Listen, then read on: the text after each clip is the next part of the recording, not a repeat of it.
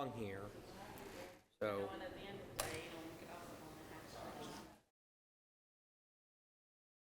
We'll call to order the Board of Zoning Appeals. yeah. Please stand for the Right. pledge.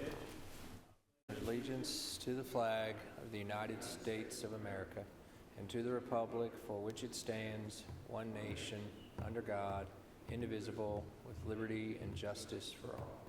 Please remain standing for a moment of silence.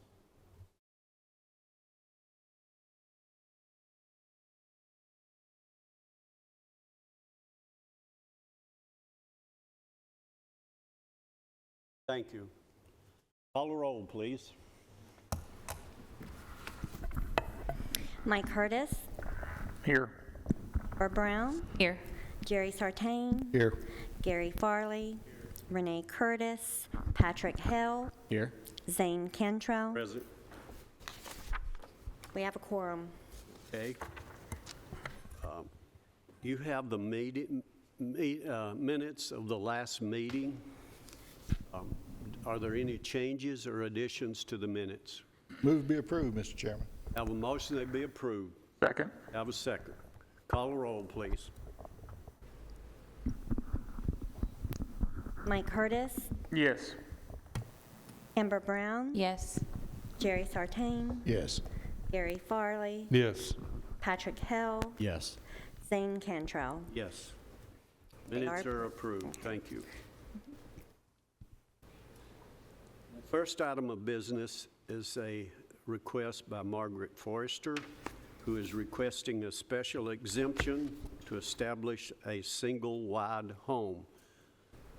What do you have on that, please?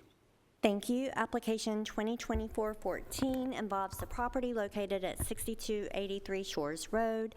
It's a request for special exception approval for the establishment of a single-wide mobile home on a lot measuring less than 5 acres in the area in the RM, medium density residential zoning district. And this is part of a larger property that is currently being subdivided. They are carving off 1.5 acres that includes the single-wide mobile home, and the remaining acreage will be combined with an adjacent parcel. So they're not creating a new lot, but because they are reducing this lot below the 5-acre requirement for single-wide mobile homes, a special exception is needed before the plat can be approved. And so there are no changes to the 1.5 acres other than being reduced in size from the larger tract. This structure has been there for several decades. My earliest aerials are from 2004, and the mobile home was there, and I'm sure it was there even well before that. And so we received some informational calls on this application. No one had indicated opposition. And we find that the request meets the criteria for special exception approval. You have any questions? And I always kind of like rush through it. But these are photos of the surrounding site. This is the mobile home in question, surrounding properties. And this is just a snapshot of the plat that shows the 1.5 acres, the location of the single wide, and the plat indicates that the remaining acreage will be combined with the adjacent property. And I believe the property owners of both parcels are here tonight to answer any questions you might have. Show that mobile home again. The picture or the site plan? No, no, not that, the mobile home. Okay.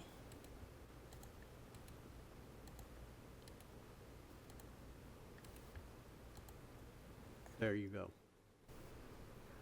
It appears that's on a foundation. Is that right? It could have been modified. In fact, it's evident that it has been modified over the years, but it still is a single wide mobile home. It was brought in on a single chassis. However, in cases like this where the mobile home has been there for ages, it's been modified. Mr. Chairman?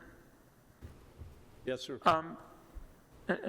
Danielle, there appears to be an additional single wide at 6283 based on the imagery. What is going to be going on with that if it's combining with the adjacent property? So either it's remaining or they're going to remove it. It wasn't shown on the plat, wasn't part of the portion that was being created. So we didn't ask that question. However, if he was over 15 acres or if he had the acreage, it would be he would be allowed to have that second dwelling on the property. Okay. Yeah, and it appears there'd probably be more than 15 acres there once they combine it. Thank you. Do we have anyone here representing this request? You'll come around, please, to the podium.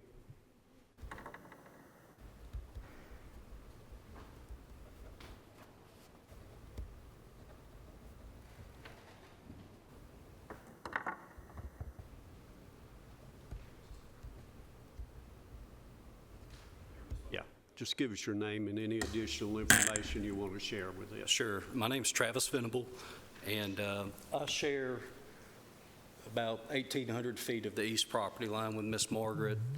Been there about 5 years. It's kind of an old homestead of hers. They've lived there at their residence since, I believe they acquired it in 78, in somewhere between 78 and 82. Multiple family members living there. That's my house right there to the right. That's 9.8 acres. And what we're trying to do is Miss Margaret seeks to have her front mobile home that's kind of been remodeled and stuffed over the years. Keep that 1.5 acres there that has the extra soil site for backup site and such. And the remaining property, I would like to purchase it and, be a part of mine. So.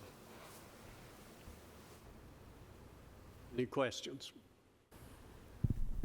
Just to make sure I understand, so it's going to be subdivided and then you will own the other portion of that parcel? Correct. Okay. The larger portion of land.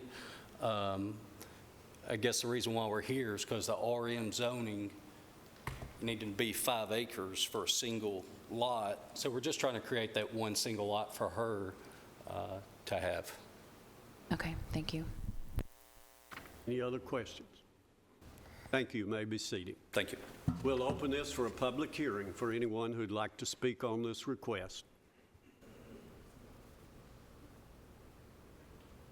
Welcome. Public hearing. Close the public hearing. I'll enter any other questions, comments? I'll And move for entertain a approval. motion. Move for approval. Have a motion to be approved. I'll second. Have a second. Any further discussion? Call the roll, please. Mike Curtis, Yes. Amber Brown. Yes. Jerry Sartain. Yes. Gary Farley. Yes. Patrick Hell. Yes. Zane Cantrell. Yes. The next item we have is a special exemption for an accessory structure before the home is built on this property. What do you have on that, please? Thank you. Application 2024-15 involves the location along Armstrong Valley Road. They are seeking special exception approval for the establishment of an accessory structure before the principal structure for a property located in the RM zone.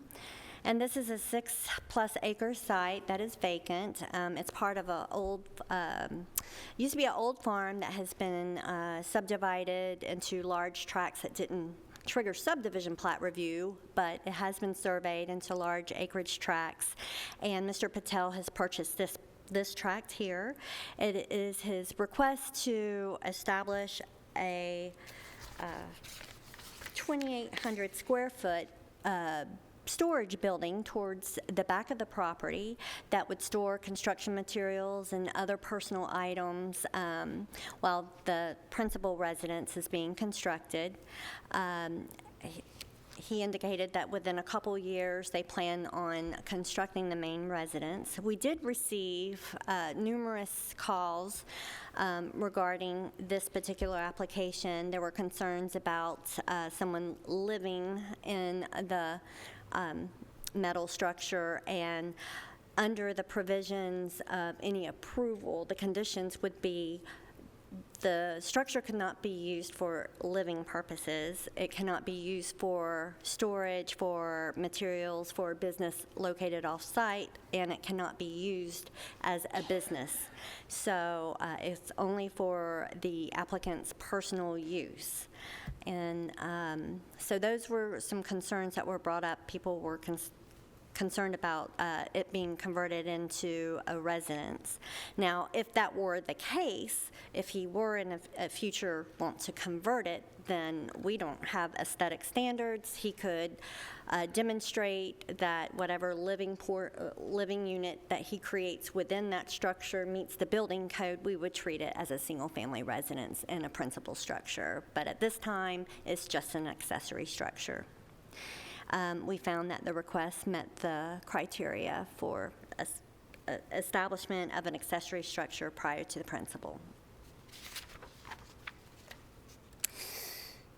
And these are photos of the surrounding area and the site itself. There were also some concerns about the structure. There's some wetlands on the property. If he were to get approval and he make application to our department for zoning compliance, parcels greater than 5 acres will be reviewed by the engineers to make sure that those features, that it's built and meets all of our requirements. So they'll look at those wetlands and make sure that if there's buffers required, they'll have to provide a buffer, or if it's in a flood zone, they'll have to be elevated.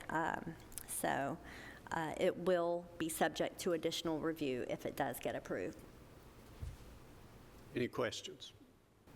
Do we have anyone here representing this request? If you'll come around, please.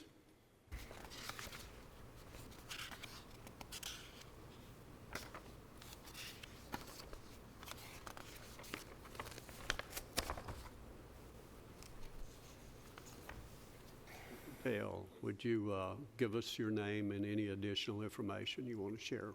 Sure. My name is Tejas Patel, and I just purchased the lot number 9 about 3 months ago. And we just want to have a storage unit where when we do construction, we can store framing materials and any construction material that we build a house for. It's not purpose to live in it, anything like that.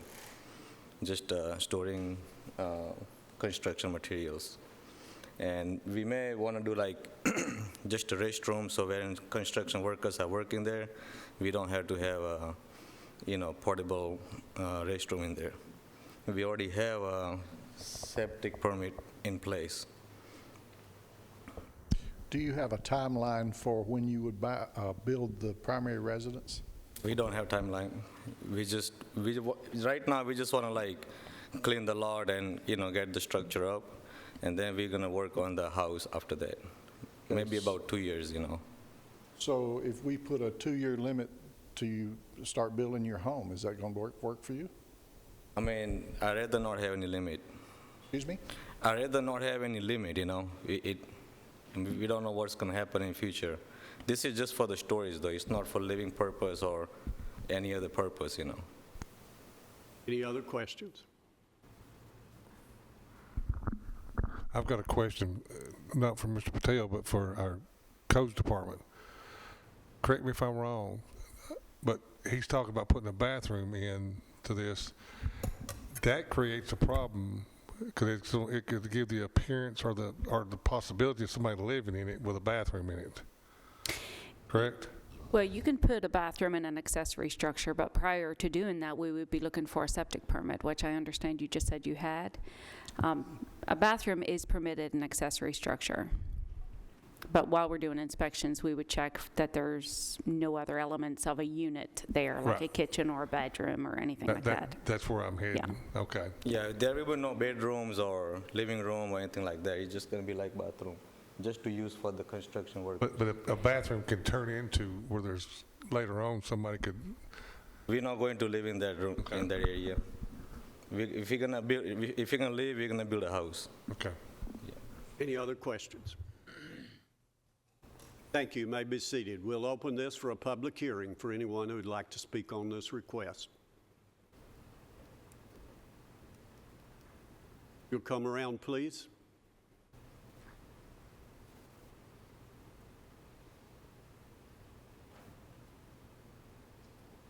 Podium, just give us your name and My name is Deborah Dowdy. My husband and I own Track 12 of Armstrong Valley, which is next to Track 11. We are in the process of starting to build our home. We have our plans. And from what I understand, conversation with the office, that yes, this could be approved, and yes, there could be a bathroom, but there's nothing afterwards to stop from partitioning off part of this to be for living. They could put in an apartment, no one would know. They can convert 3/4 of it, 2,000 square feet, to living, and no one would know. There would be no guidance, no inspections, nothing further once it's been finalized, built, and the half bath put in. My husband and I, we object to this. We're following the guidelines, building our home, and we just object because it could convert to a living space. I do have, I don't know if I'm allowed, there's Track 11 is out of town. They left the day after the notice arrived, and he just sent a brief text message. Can I read that? sure. Okay. It's from Michael and Courtney Carr, owners of Tract 11 Armstrong Valley Road. We are 100% against a livable barn or a structure that does not go through the proper permits and inspections. The rest of the community and builders have to abide and build livable structures. If they build a barn, they can convert it to a barndominium. They could live in part of it, and it would not meet the livable structure, fire, and county codes as the rest of the community does. To live in a barn and for the county to, it's not my words, but for the county to say what happens behind closed doors is not suitable answer just to let someone slide through the cracks and drive our property, and millions of dollars of subdivisions around the property being developed. Again, that's his words, but I do agree. It can be converted. No one would know it. Once it's built, that half bath becomes a full bath. They could add rooms or anything else. The county is not going to go and inspect the interior of it. That's all we have to say. Thank you. Do you mind if I make a comment? As far as the building codes are concerned, if the owner of this property chooses to establish a residence within this structure, he would go through the same process that everybody else does. He would go to the planning department, get approval for a primary dwelling. He would then come to the building codes. Modifications obviously would have to happen in a structure like this, but it's not unheard of and can be done. It is achievable. And I don't believe we have any design restrictions or anything that would prevent it. So if they so choose, and by the way, we do rely on, you're right, once the inspections are done and we leave the site, we do rely on neighbors and stuff. You know, if you see any activity, if you see people staying there overnight, please, you know, give us a call and we will look into it. Anyone else? Close the public hearing. Any questions? So just to be clear, it is enforceable in the event that that happened, that it was turned into a residence? Correct. Now, Okay. if it was turned into a residence without approval and without inspections, and the neighbors were to see obvious signs that somebody appeared to be residing in it, they can call us and we will look into it. We'll establish a zoning enforcement case and we will look into it. Okay. Thank you. Any other questions, concerns? Ed, Gary. That goes back to why I was asking a while ago about the bathroom. I mean, it can be easily done, and you all may not be notified, and it could turn into one and be built Absolutely, and, that's with anywhere. That's Yeah. not just this building, that's anything That's my concern about it having a bathroom in it up front. right. So we can't stop anybody, we I can't know. prevent anybody from putting a bathroom into an accessory structure. That happens all the time. When we go out there to do our inspections on an accessory structure, if we see any evidence that there might be improvements, for example, electrical, mechanical, and typically plumbing is what we would see if we identify anything that looks like future improvements, we would bring it to Yeah. our. I've seen barns that have a 200 amp service on electrical go in there, and they got one plug. Next thing you know, it's an event, for events. Right. And that typically comes to light. Yeah. Usually a neighbor or something sees activity and they will give us a call. So the whole premise of this request is we have people that come in with a lot, they don't want their lumber stolen, and they want to build a building to put their things in and lock it up until they get their house built. That's normally what we would see. Occasionally we see one that has 10 acres and they want a building to put their tractor in to cut the pasture off and things like that, even when maybe they don't have a perk site. But we also, I think we have put timelines on these that they got to build a house within a couple of years there. It just doesn't sit there for the next 10 years. Am I wrong? You can always, No, you're not. You can put a time limit on this and ask that it be reviewed, say in a year or 2 years, whatever you want to do in that way. I also suggested this is not a good one according to our staff, that you could turn down the bathroom and say porta potty. I just had to say it.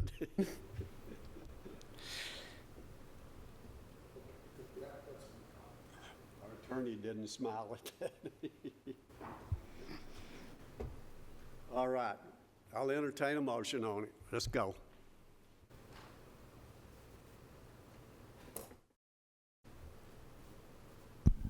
I'll make a motion, we approve it with a 2-year review.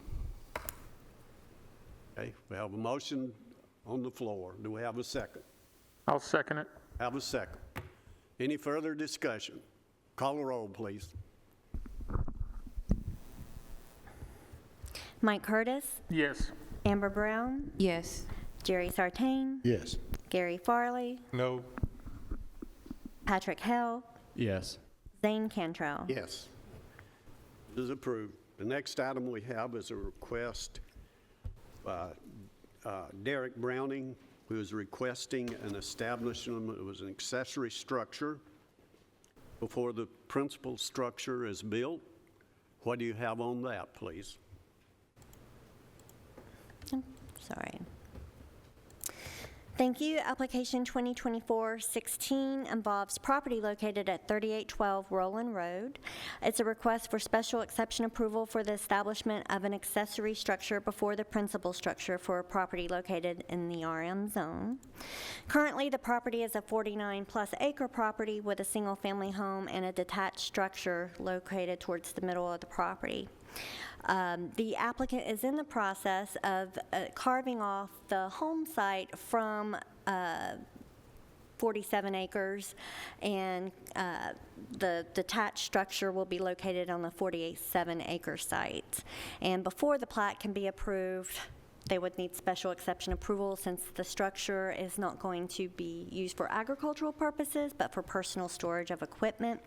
The applicant indicated that the structure is 2,400 square feet, which the size against the acreage and its current location, it meets all of our requirements for the RM zone for detached accessory structures. It is he indicated that he plans to reside on the lot with the home, but in the future, when he wishes to downsize or retire, I think you mentioned something like that, they plan to construct a home possibly in 5 to 15 years. So he did establish a timeline. It is much longer than what we feel comfortable with based based on past applications. But we did receive informational calls, and no one indicated any opposition, and I believe that the applicant also reached out to some of their neighbors, and he had some neighbors that were in favor of the request. So we posted a sign on the property. This is the drive that leads back to the detached accessory structure. It's just a gravel drive. The surrounding area. It's located on a large cul-de-sac, and it's one of very few really large tracts in this subdivision. And as you can see, that this is the subdivision plat. It's not in its final form. They may actually have enough road frontage because it's on the cul-de-sac to have a direct access to the road without having to have an ingress-egress easement. The plat is currently in review, but it cannot be approved until this issue is taken care of.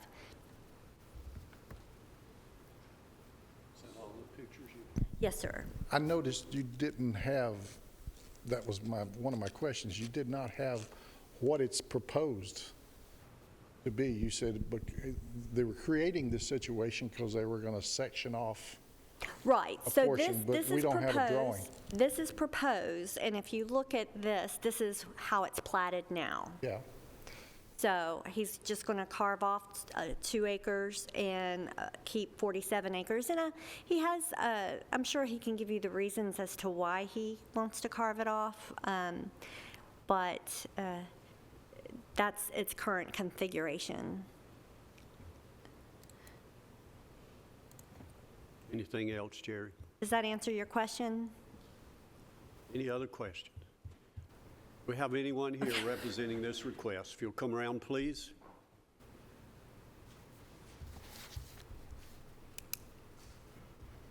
Just give us your name and any additional information you want to share. Yes, my name is Derrick Browning, and so I bought the property around 2012 from Mr. Lewis Perry, and it's been mainly agriculture, hunting. That's all I've ever done. And then about a year ago, started a house, got the house built up front, and then I don't know if you've tried to shop a home loan with 50 acres, but it's not the easiest thing to do. There's not a lot of banks that want to take that.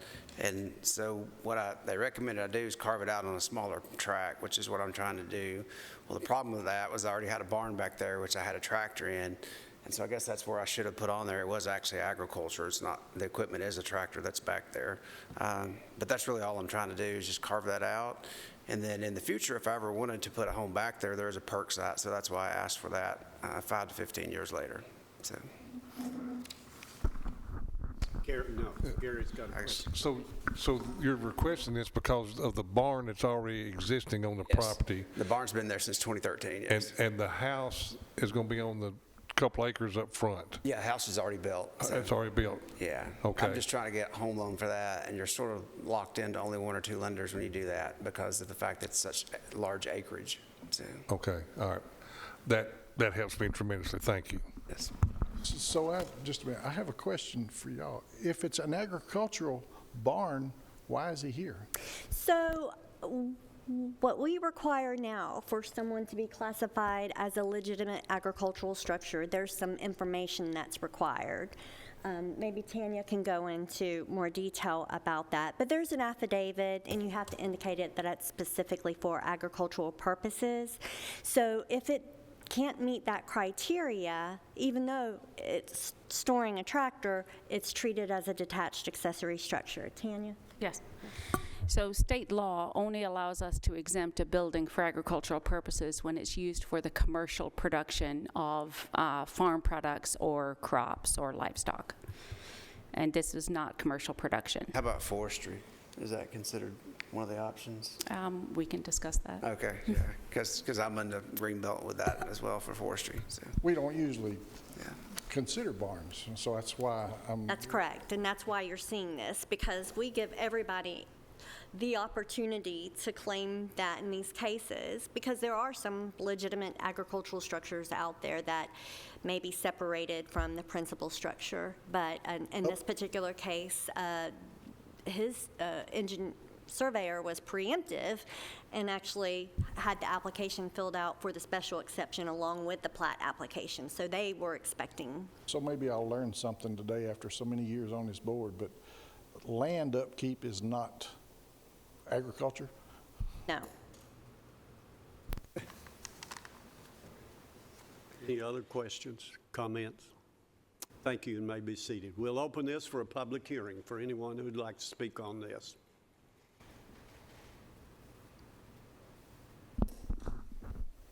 Close the public hearing.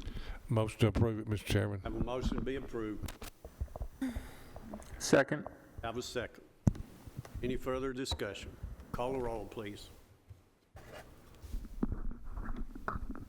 Mike Curtis, Yes. Amber Brown. Yes. Sartain. Yes. Gary Farley, Yes. Patrick Hale, Yes. Zane Cantrell. Yes. The next item is a request by Pristine Home Services, and they are asking for a special exemption for a major home business.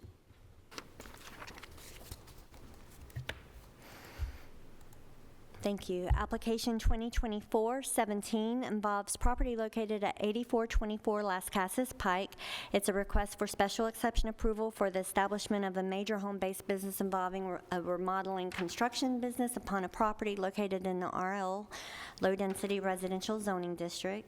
It is a 6-acre parcel located off Las Casas Highway, and the applicant is looking to purchase or build a home on the property, but as part of their plans, they would like to establish a 40 by 60 detached structure that would be used for a major home-based business. And they indicate that the structure would be used to store company materials, tools, and vehicles. They plan to have 6 non-resident employees, but only 2 to 3 may be present at any given time, and they would be there just to pick up equipment, drop off vehicles, or pick vehicles up. The hours of operation are between 6:30 and 4, but during the middle of the day, you would have limited activity, but you would see a lot of activity at 6:30 and maybe 2 to 4, as the applicant indicates in their application. We did receive some calls regarding the requests, and no one indicated any opposition. It was mostly informational calls that we received. This is the site in question. There's another home that's in process of being constructed. This is a gravel road. I don't know if it's going to serve this particular property or a property towards the back of these parcels. I'm getting to the plan itself. The applicant plans to construct the home, and this is the elevation of the home that they plan to construct towards, in this location of the property. Now, this is the detached structure that they would like to use for the major home-based business, and it would be located towards, behind the main residence, towards the rear of the property. In these cases, when someone doesn't live there, the home-based business cannot be established until that home is completed and the applicant is residing at this location.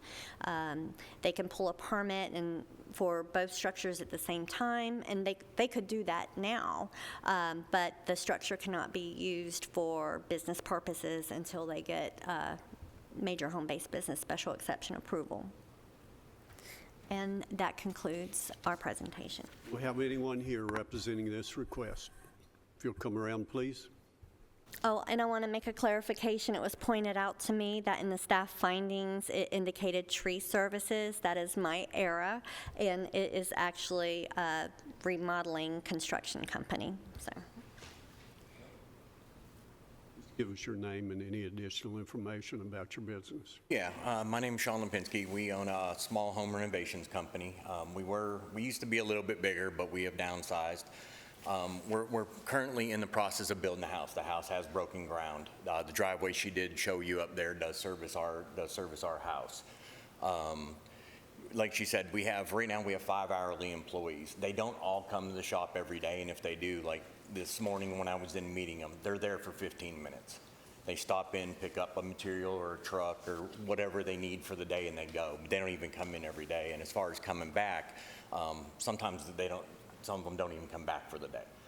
So literally, you're probably looking at 30 minutes of activity a day. Other than that, nobody's ever there. The shop will house, like we said, building materials, extra, stuff that we have. One of our technicians does garage doors, so we do, have garage doors in stock. They're fairly large, so we do have that kind of stuff in the building. But that's the gist of what they would be doing there. Have you read these conditions? What's that? Have you read the conditions for you to have your business, home-based Yes. business? And you don't have any problem meeting any of those? No. Including the one that says you don't store anything outside and you put everything goes in that building? Yep. Thank you. Yep. No, I have. Yeah, and we're flexible. If there's other stipulations that you guys feel it would be recommended, we're very flexible. My parents are. They're not able to take care of themselves. That's what kind of forced us to build another house. We couldn't find a lot in a subdivision that was wide enough to put everything downstairs. So when we got the property, we're like, hey, this could save us.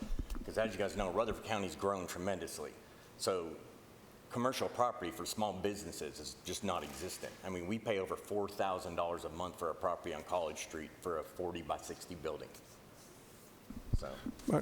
Clear up something in my mind. I don't know if I heard it right or not, but are you wanting to get the business structure done before you do the house? No. The house, we're going to move in the house November probably, crossing fingers.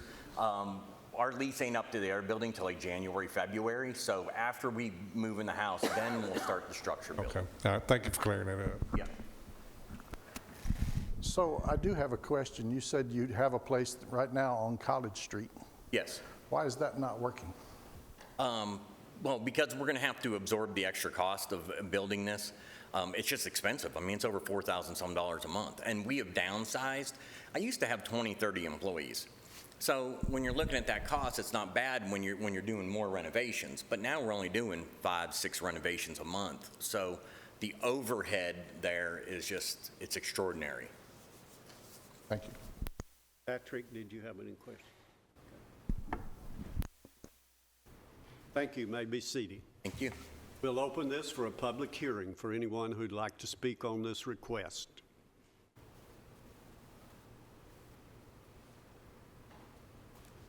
Close the public hearing. We'll entertain a motion on it.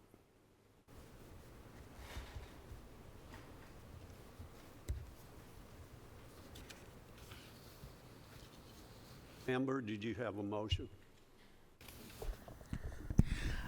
I'll move for approval.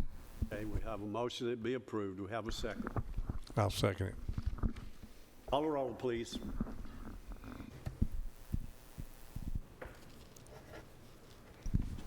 I'm sorry. That was Amber made the motion and Mr. Farley seconded. Okay. There was any comments on this? Okay. Mike Curtis, Yes. Amber Brown, Yes. Jerry Sartain, Yes. Gary Farley, Yes. Renee Curtis. Oh, sorry. Patrick Hill, Yes. Zane Cantrell. Yes. Nick, did you have any comments? Y'all did a good job today. We didn't get you in trouble, did we? Yes, sir. All right, that's the end of our meeting. And Jeff, did you have any comment? Not a comment, but just an announcement, if I could, Mr. Chairman. Those of you that aren't aware, there'll be a joint work session between the Rutherford County Commission and the Rutherford County Regional Planning Commission tomorrow afternoon at 6 o'clock at the MTSU Concrete Management Building to discuss, in essence, to view a first draft of our planned Rutherford program, which is near and dear to my heart and extremely important for the future of this county. And I'd like to invite and encourage the BZA members to attend if you possibly could. What time is it now? 6 o'clock, MTSU Concrete Management Building. It's in the morning? 6 p.m. I'm retired and I try to refrain from getting up at 6 o'clock in the morning, with the exception of an early golf appointment. All right. You going to have any food? Probably not. Any water or anything to drink? Probably not. All right, thank you. We will have a group of us to show up for this meeting right here. We are adjourned. Thank you.